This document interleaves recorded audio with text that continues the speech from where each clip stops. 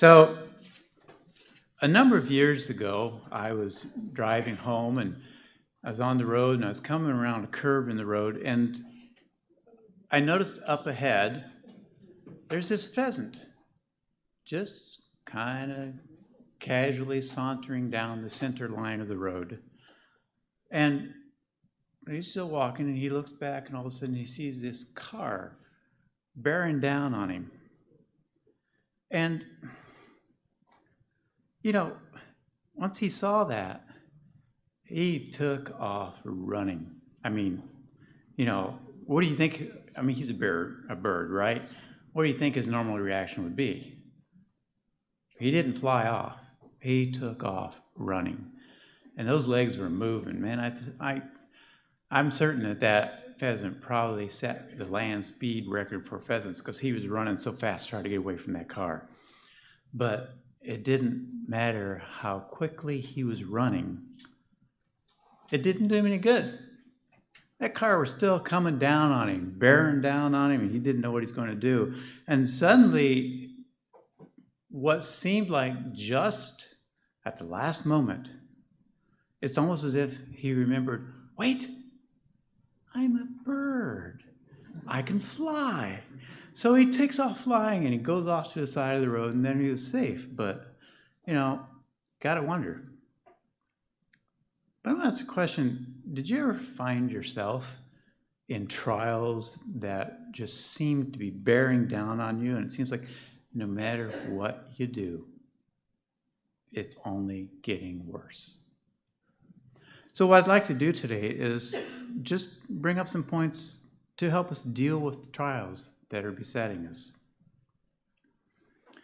One of the things that we can do when we're experiencing a trial is to examine the path that we're on. And, ask questions, well, what direction is this trial taking us? Can I see what's wrong? Is there something I can do? Because if possible, and it isn't always possible, but if possible, if you're on a path where you're just having troubles, get off the path. Don't stay where you're having the problems. So is there something I can do to change the direction that I'm going? Is it my goal just to end the trial, or is there something more that I need to reach for? So think about that pheasant. There he was. He was running down that center of the road as fast as he could. And his trial could have ended really quickly if he'd just made a quick turn to the left or right and gotten off that road, but he didn't. He just continued running on the same path, experiencing the same trial, and it's just getting closer and closer. And he wasn't thinking about, how did I get in this predicament? It's just, I'm here, there's a trial. What do I do? Try to get off the path. We want to consider our own path. We want to correct our course. Again, if it's possible. Sometimes it's not possible. But we need to think about that. We need to consider it so that we can make sure that we're on the path of righteousness. Let's take a look at that back in Proverbs. And we'll turn to Proverbs 2 and look at verses 10 through 13. Proverbs 2, verses 10 through 13. When wisdom enters your heart, and knowledge is pleasant to your soul, discretion will preserve you, understanding will keep you, to deliver you from the way of evil, from the man who speaks perverse things, from those who leave the paths of uprightness to walk in the ways of darkness. So consider the path. Consider the wisdom and understanding that you can have to understand what this path is that I'm on and how that is contributing to the trial that I'm experiencing. Let's go down just a little bit further still here in Proverbs 2, this time in verses 20 and 21. So that you may walk in the way of goodness and keep to the path of righteousness. For the upright will dwell in the land, and the blameless will remain in it. So we want to make sure, as we're considering our path and what course that we're taking, that we keep righteousness and knowledge and understanding from what comes from God. We keep that in our mind. And if we compare where we currently are with where we should be, we want to make sure that we are headed in the direction of righteousness and change the path if we can. Have our own actions taken us down this path? As we see here in Proverbs, wisdom and knowledge can help us to understand the path that we're on. So again, consider the situation and, if possible, change direction. But sometimes it's not possible. Doesn't matter what you do, it's just, I'm stuck here. I can't change direction because, it's just the way life is. So when that's the case, what else can we do? If we can't immediately change direction, what are some of the other options that we have? Well, this is the case where wisdom and knowledge that we saw in Proverbs can help. We start examining ourselves. We start looking at our own lives and who we are and what we are. And we want to understand the gifts and the abilities that God has given us and how those might possibly be able to help us. Let's take a look at James chapter 1 and verses 17 and 18. James reminds us where our gifts and abilities come from and why we need to consider those. James chapter 1, verses 17 and 18. Every good gift and every perfect gift is from above and comes down from the Father of lights, with whom there is no variation or shadow of turning. Of his own will he brought us forth by the word of truth, that we might be a kind of firstfruits of his creatures. It's an amazing statement for God, according to his own will, is the one who's brought us forth by his word of truth. He's working with us. He's there to help us to understand, to gain knowledge and understanding. So God has a purpose for us. And he's working with us. And he gives us certain abilities that are uniquely suited for each one of us. Because he knows each one of us, individually and personally. Let's take a look at what Paul has here to write in Romans chapter 12 and verses 3 through 8. Here in Romans 12, 3 to 8, Paul is talking about the gifts that have been given and how we use those. Romans 12, starting in verse 3. For I say, through the grace given to me, that everyone who is among you, not to think of himself more highly than he ought to think, but to think soberly, as God has dealt to each one a measure of faith. For as we have many members in one body, but all the members do not have the same function, so we, being many, are one body in Christ, and individually members of one another. Having then gifts differing according to the grace that is given to us, let us use them. If prophecy, let us prophesy in proportion to our faith. Or ministry, let us use it in our ministering. He who teaches in teaching, he who exhorts in exhortation, he who gives with liberality, he who leads with diligence, he who shows mercy with cheerfulness. Paul is pointing out here that each one of us has been given different gifts at different levels. We're not all cookie cutters and exactly the same. And as he brought out to the Corinthians, I won't turn there, but 1 Corinthians chapter 7, verse 7, Paul states again, but each one has his own gift from God, one in this manner and another in that. So as we strive to understand, well, what gifts has God given to me? What abilities do I have from him? What ways can I grow here? These can help us to understand how to see our way through these trials that we're having. Of course, the challenge comes, even if you understand the gifts you have and how you might be able to use them, is to understand how to use the gifts that God has given us. Again, let's take a look at that pheasant situation. You know, pheasants have certain capabilities, certain abilities that they were created with. One of those is they can be very aggressive when it comes to defending their nests or their territory. So this pheasant could have used that ability. He could have turned and faced down that car for all the good that it would have done him. So that wasn't really a gift that he wanted to use. But, as I saw, pheasants can also really run fast. And which he did. He was really running fast. But again, it turned out that even though he had that gift, it wasn't really the best choice.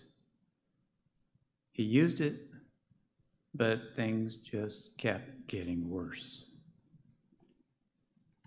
So as we consider our own abilities and how to use those, which ones to use, it can also be helpful to seek counsel from those who are familiar with our situation.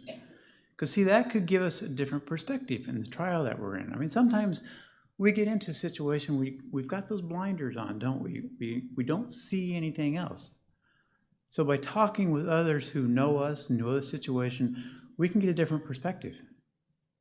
And it can possibly help us to understand the situation we're in. Let's go back to Proverbs. And this time, Proverbs chapter 1 and verse 5. We talked about wisdom and understanding earlier, and this is another facet of that. Proverbs chapter 1 and verse 5.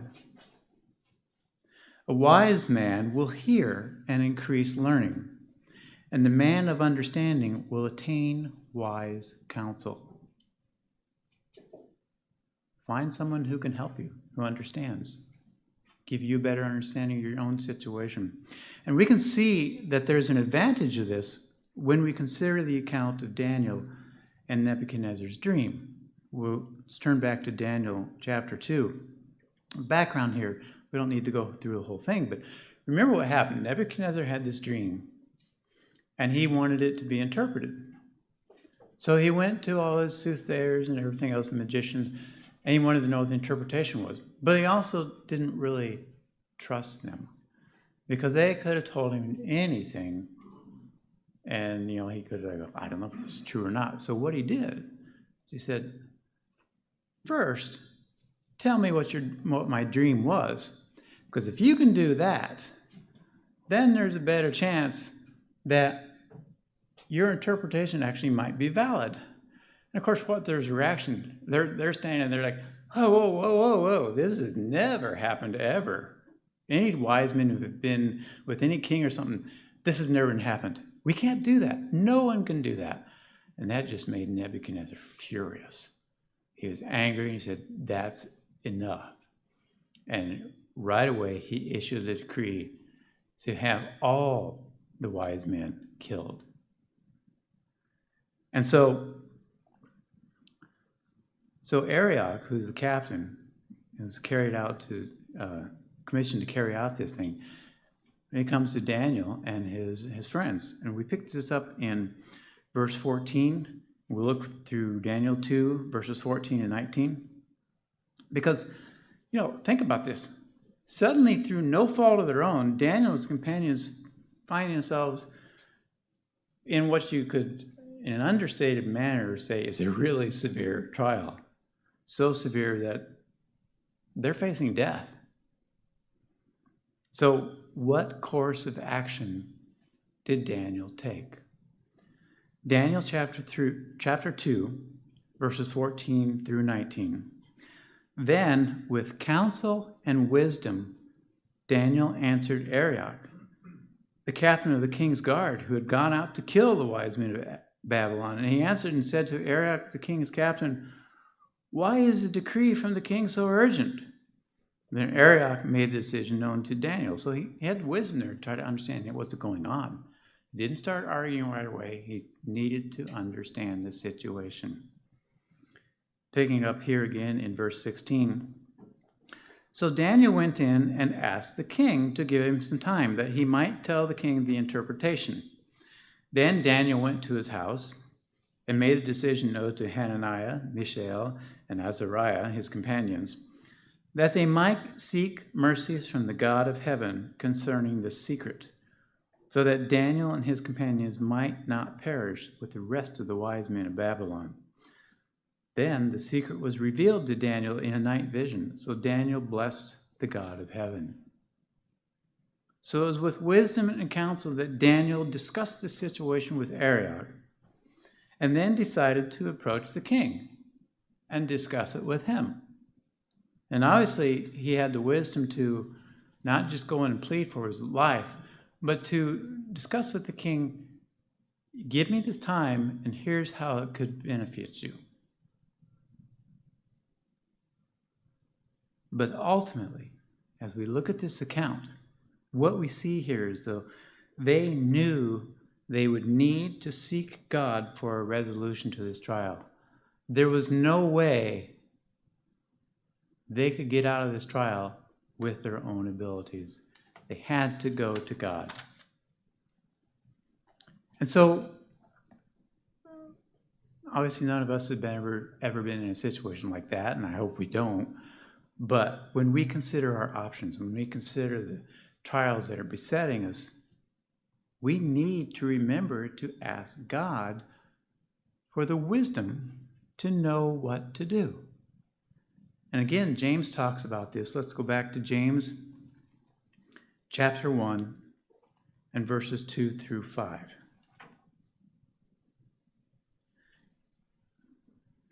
James talks about how to get wisdom, the source of wisdom. Here in James chapter 1, verses 2 through 5. Starting in verse 2, "My brethren, count it all joy when you fall into various trials, knowing that the testing of your faith produces patience. But let patience have its perfect work, that you may be perfect and complete, lacking nothing. If any of you lacks wisdom, let him ask of God, who gives to all liberally and without reproach, and it will be given to him." That's an amazing promise, really, isn't it?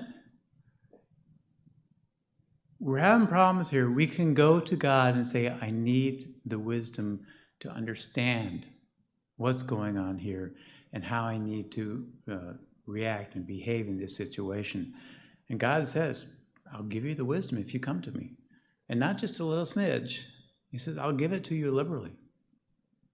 And James affirms here what we find in Proverbs when he's encouraging us that God will generously give us the wisdom that we need when we approach him and ask according to his will. And we're flipping back and forth here, but let's go back to Proverbs chapter 2 again. Proverbs chapter 2 and verses 6 through 9 this time. I think James draws a lot from Proverbs in what he's writing to the church. Proverbs chapter 2, verses 6 through 9. "For the Lord gives wisdom. From his mouth come knowledge and understanding. He stores up sound wisdom for the upright.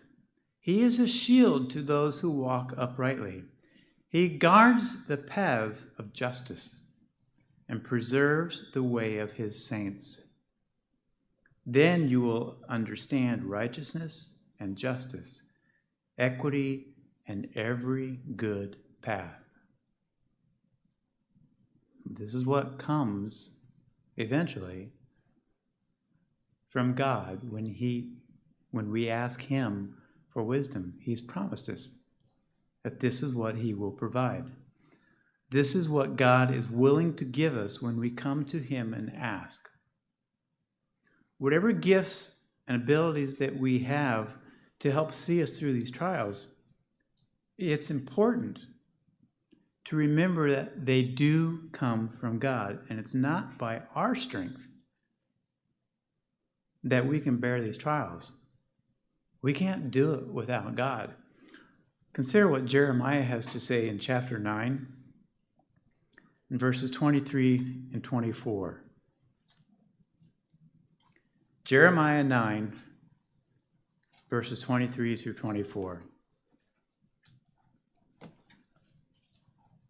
Jeremiah writes here in chapter 9, verse 23, "Thus says the Lord, let not the wise man glory in his wisdom, let not the mighty man glory in his might, nor let the rich man glory in his riches. But let him who glories glory in this, that he understands and knows me, that I am the Lord, exercising loving kindness, judgment, and righteousness in the earth.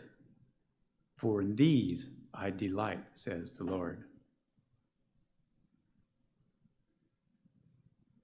Don't rely on ourselves.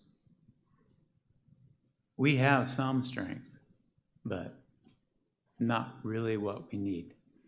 Our strength, our gifts and our abilities come from God. As the psalmist writes, we won't turn there, but in Psalm 68 and verse 28, Psalm 68, 28, we read, "Your God has commanded your strength. Strengthen, O God, what you have done for us. Uphold me. Help me to understand. Give me the wisdom I need. Because I know it's from you, God. Everything I have is from you. And I need your help." Whatever we might be facing, however long we might be facing it, we have to rely on God. And Paul reminds us of that in his first letter to the Corinthians. Let's go back there to 1 Corinthians chapter 10 and verses 12 through 13. It's a reminder that I know personally, a lot of us have this too, that as we go about our day to day and we're facing this, especially if we're in a trial that's going on and on and on and on, we can get into the habit of, okay, I'm dealing with this. But we need to remember every day that, yeah, you're dealing with it. But the reason you're dealing with it and the reason you're going to get through with it is because of what God is doing for us. In 1 Corinthians chapter 10 and verses 12 through 13, Paul writes, "Therefore let him who thinks he stands take heed, lest he fall. No temptation has overtaken you such as is common to man, but God is faithful, who will not allow you to be tempted beyond what you're able, but with the temptation will also make the way of escape, that you may be able to bear it." Now, it's interesting here. It says, God will not allow you to be tempted beyond what you're able.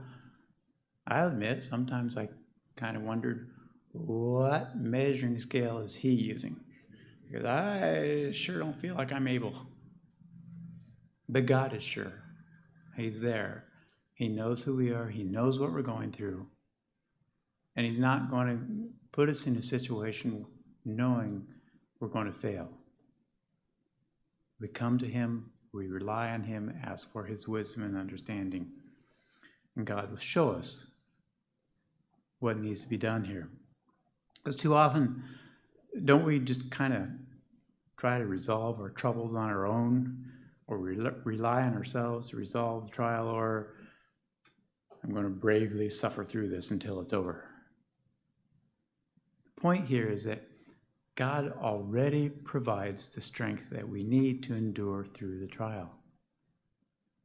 But we need to go to him and ask him to let him know that we need and want and desire his help according to his will. And one of the points here, one of the lessons that we can learn from what we've seen here so far is that God is the one who's in control.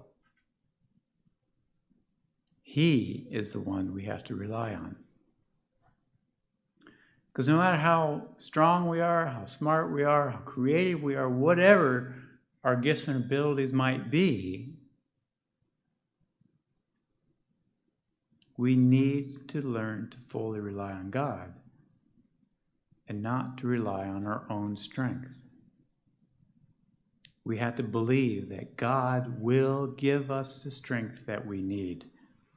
And the Bible exhorts us to remember God, to turn to him, especially in these situations. Let's look at Psalm 31. Psalm 31 and verses 9 and 10. As we look at these verses, ask yourself, have I ever been in a situation where I felt like this? Psalm 31, verses 9 and 10. Have mercy on me, O Lord, for I am in trouble. My eye wastes away with grief. Yes, my soul and my body. For my life is spent with grief, and my years with sighing. My strength fails because of my iniquity, and my bones waste away. Are there just times when we just feel so overwhelmed by what we're dealing with? What can we do of our own accord? We can't go it alone.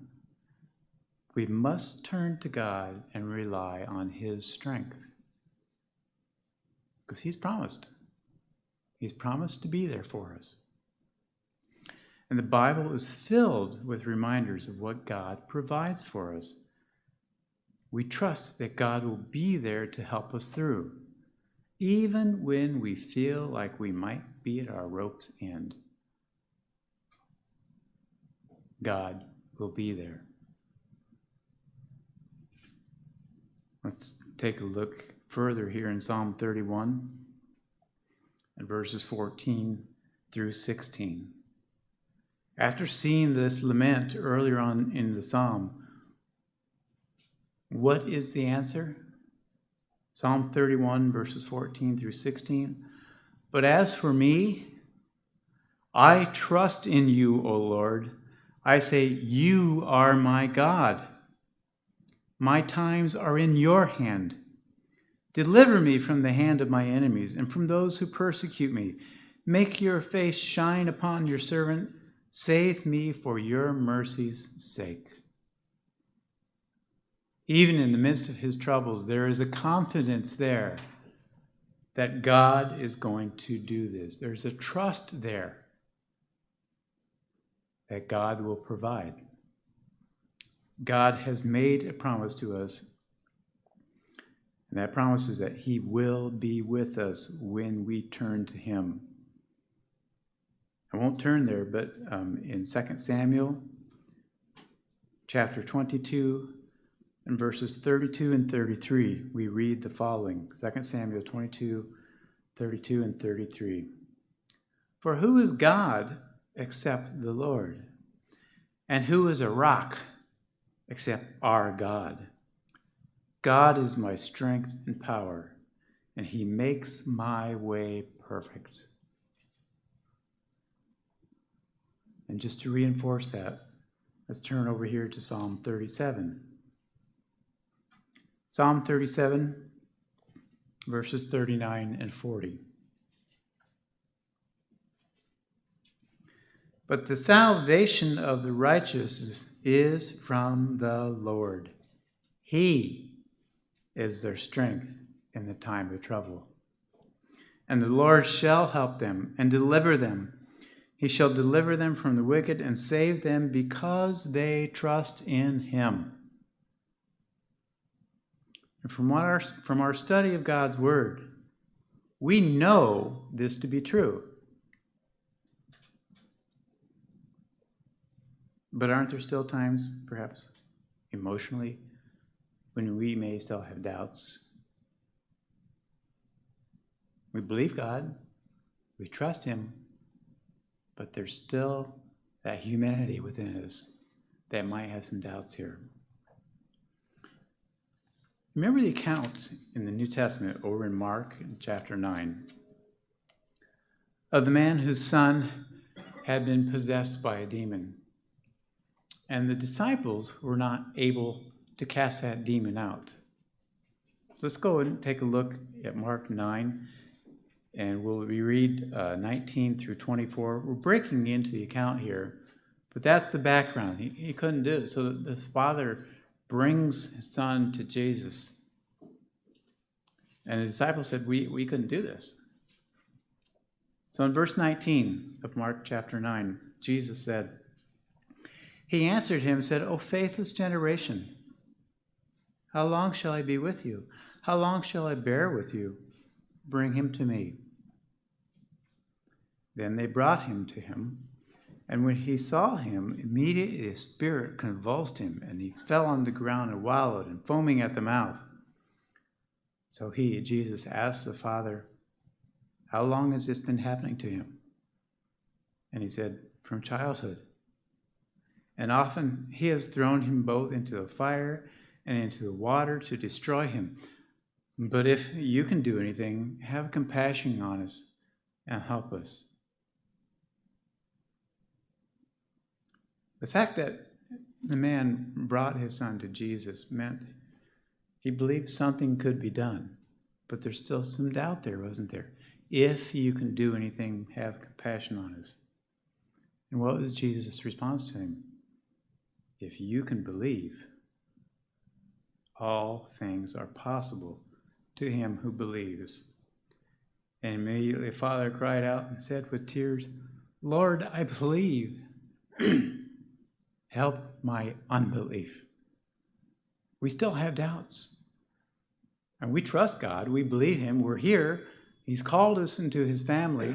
He's called us to be first fruits. We believe him, but we still have doubts sometimes, don't we? Help my unbelief. Help me to trust you further.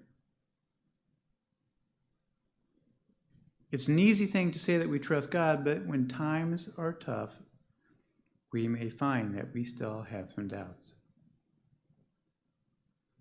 But even then, we can turn to God to help us in our unbelief.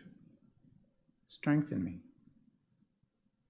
Give me greater resolve to know beyond any doubt that I can rely on you, that I can trust you, and you will deliver me. We can turn to him to build our strength through him and to learn to believe him completely and to rely on him more fully. If you can believe, all things are possible to him who believes. That pheasant I spoke about in the beginning ended his trial when he used the strength and the gift of flight that God had given him. When we find ourselves in trials, especially when it feels like we will be overwhelmed by that trial, remember to use what God gives us and to rely on his strength. Let me read to you Proverbs chapter 3 and verses 5 through 6. Proverbs chapter 3, 5 through 6. Trust in the Lord with all your heart, and lean not on your own understanding. In all your ways acknowledge him, and he shall direct your paths. When we can learn to trust God completely, to rely on Him, to draw nearer to Him, then regardless of what happens to us because of the trial that we're facing, it will not be able to overwhelm us. Instead, by lifting up on the wings of God's strength, we can overcome our trials.